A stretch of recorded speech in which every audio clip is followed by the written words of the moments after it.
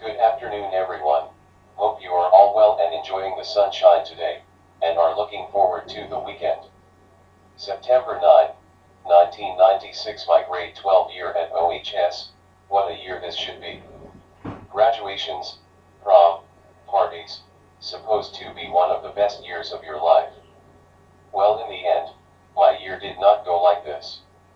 But it still ended up being one of the best years of my life.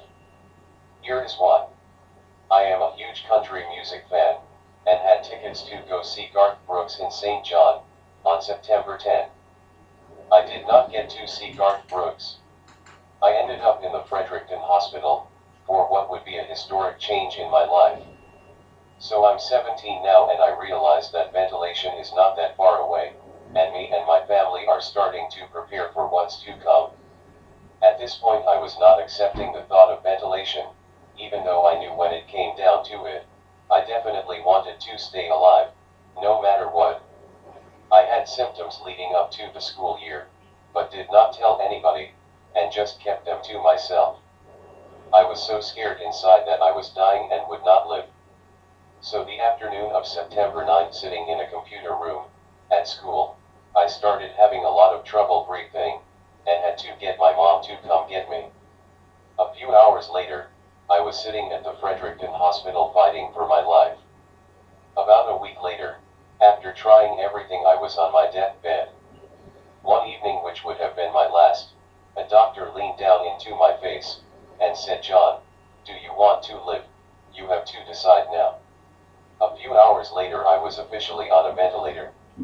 And today I am 37 years old, and have lived longer on a ventilator than I have without one.